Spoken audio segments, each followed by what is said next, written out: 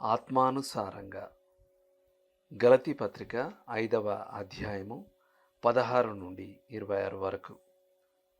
నేటి వాక్యం: నేను చెప్పినదేమనగా, ఆత్మానుసారంగా నడుచుకొనుడి, అప్పుడు మీరు శరీరేచ్ఛను నెరవేర్చరు. గలతీ 5:16. 1941 సంవత్సరం జనవరి 6వ తేదీన కాంగ్రెస్ను ఉద్దేశించి చేసిన ఓ ముఖ్య ప్రసంగం ముగింపులో అధ్యక్షుడు ఫ్రాంక్లిన్ డి రూజ్వెల్ట్ యుద్ధం అయిపోయిన తర్వాత తాను చూడాలనుకుంటున్న ప్రపంచాన్ని గూర్చి తన దర్శనం పంచుకున్నాడు. ఆయనకు ప్రజలు 4 ప్రాథమిక స్వేచ్ఛలు అనుభవించాలనే దర్శనం ఉండింది. అవి వాక్ స్వాతంత్ర్యం, మత స్వాతంత్ర్యం, లేమి నుండి స్వాతంత్ర్యం, భయం నుండి స్వాతంత్ర్యం.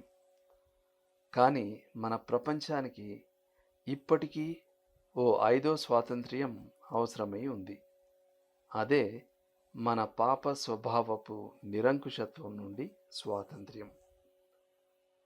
ఆ సమస్యకు జవాబు చట్టాల్లో, బెదురు కారకాల్లో వాళ్ళ దగ్గరుందని చట్టపరాయణులు తలంచారు.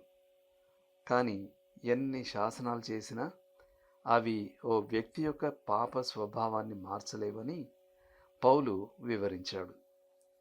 మనకు అంతరంగంలో వేరొక శక్తి కావాలి. ఆ శక్తి దేవుని పరిశుద్ధాత్మ మూలంగా వస్తుంది. మనం క్రీస్తులో నమ్మకం ఉంచినప్పుడు పరిశుద్ధాత్ముడు మనలో నివసించడానికి వస్తాడు. గలతీ 3:2. మనకు రక్షణ నిశ్చయతను అనుగ్రహించువాడు పరిశుద్ధాత్ముడు. ఆ పరిశుద్ధాత్ముడే మనం క్రీస్తు కొరకు జీవించడానికి, ఆయనను మహిమపరచడానికి సామర్థ్యం ఇచ్చేవాడు. పరిశుద్ధాత్ముడు ఏదో దైవికమైన ఓ ప్రభావం కాదు. ఆయన తండ్రి కుమారుని లాగే దైవమై ఉన్న ఓ వ్యక్తి. తండ్రి అయిన దేవుడు మీకోసం ఏది ఏర్పాటు చేశాడో, ఏది కుమారుడైన దేవుడు సిలువలో మీకోసం కొన్నాడో, దానిని ఆత్మదేవుడు మీరు ఆయనకు లోబడినప్పుడు మీకు వ్యక్తిగతమైనదిగా మార్చి మీ జీవితానికి అన్వయిస్తాడు.